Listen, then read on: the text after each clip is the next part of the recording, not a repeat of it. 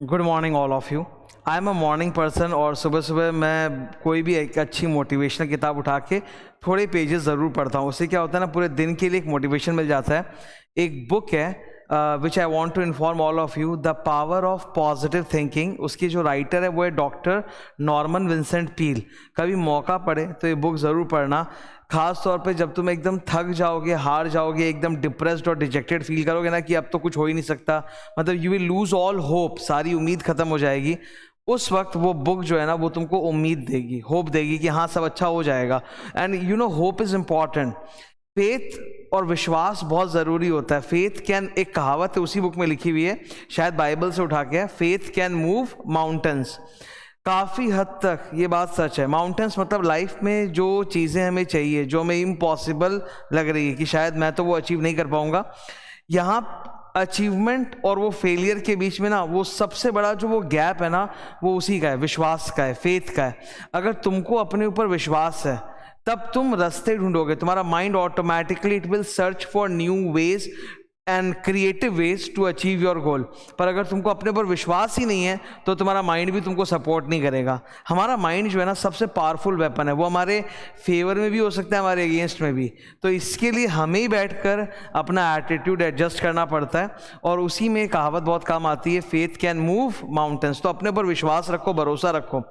अभी एग्ज़ाम में 3 महीने का समय है। 3 महीने सर कैसे, मैं बता रहा हूँ। बहुत सारे स्टूडेंट्स एग्ज़ाम के का जो पीरियड होता है वो 15-16 दिन का, उसको वो कंसिडर नहीं करते, पर वो भी पढ़ाई का ही पीरियड है। बहुत, in fact I will tell you, सबसे जो बेस्ट रिवीजन होता है ना वो उस एग्ज़ाम के बीच में ही होता है। बिकॉज कोई डिस्ट्रैक्शन नहीं, कुछ नहीं, you know this is your next exam and you are going to put your 100% only on one subject for 1 to 1.5 days for that particular paper only, कोई डिस्ट्रैक्शन नहीं। तो वो बेस्ट रिविजन होता है। तो ये 3 महीने का जो वक्त है, ये 3 महीने, आज 18 फरवरी, 18 फरवरी से लेट से 18 में, इस 3 महीने में अगर तुम थोड़ा सा अपने ऊपर विश्वास करो, मोटिवेटेड रहो, हार्ड वर्क करते जाओ, बिना डिस्ट्रैक्शन के, बिना किसी इमोशनल डिस्टर्बेंस के, तो नतीजे अच्छे डेफिनेटली होंगे, फ़ायदा तो होगा ही। तो थोड़ा सा अपने ऊपर विश्वास करो। अच्छा, विश्वास कोई ना ऑटोमेटिक गोली नहीं के भी खा लिया और आ गया।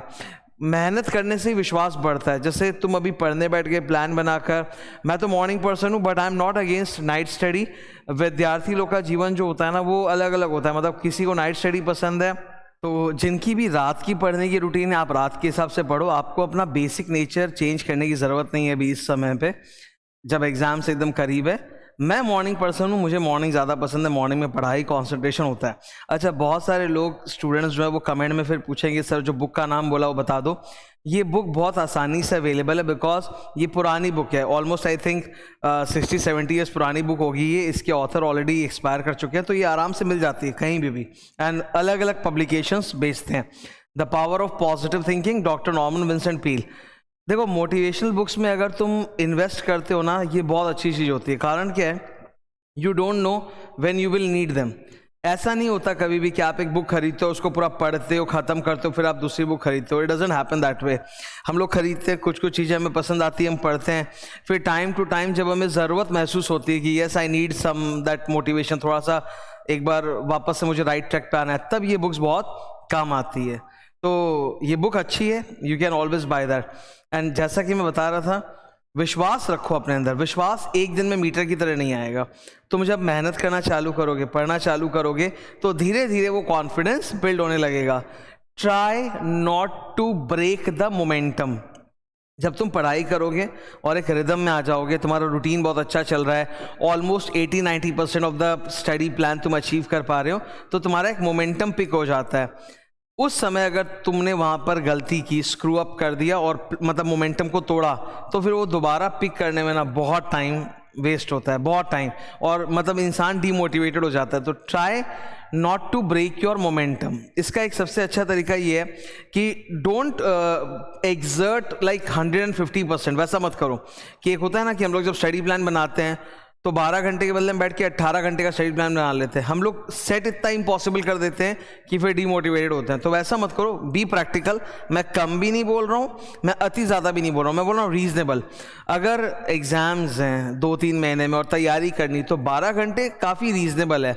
मतलब इसको अति ज़्यादा भी नहीं बोलेंगे, अति कम भी नहीं बोलेंगे। 12 घंटे में ये कोशिश होनी चाहिए कि 12 आवर्स को फुल यूज़ कर पा रहे हैं, डिस्ट्रैक्ट नहीं हो रहे हैं। The output on in those 12 hours no it should be very good, very मतलब परफेक्ट आउटपुट एकदम, कि पूरा ध्यान कंसंट्रेशन के साथ पढ़ रहे थे। और पढ़ते वक्त प्लीज़ लर्निंग का एटीट्यूड रखो। ये मत करो कि हम रीडिंग कर रहे हैं, वो वेस्ट है। रीड क्या कर रहे हो? वो तो तुमने क्लासेस ली है, तुम्हें पता है, सब जानते हो। रीड कोई उस चीज़ को किया जाता है जिसको हम पहली बार सीखने जा रहे हो। यहाँ तुम्हारा एटीट्यूड होना चाहिए लर्निंग का। लर्निंग एटीट्यूड का मतलब क्या है कि जो भी चीज़ मैं पढ़ रहा हूँ, I can write that in exam. अभी जो मैं पढ़ रहा हूँ मेरे को याद रहेगा, I can recall and I can write in my own words in exam. और कुछ सब्जेक्ट्स में ऐसा होता है जहाँ ओन वर्ड्स नहीं चलते, वहाँ बुक की लैंग्वेज लिखनी पड़ती है। तो एटीट्यूड एडजस्टमेंट करो और फिर पढ़ाई करो, देखो अच्छा फ़ायदा होगा। तो that was my message for you today. Thank you.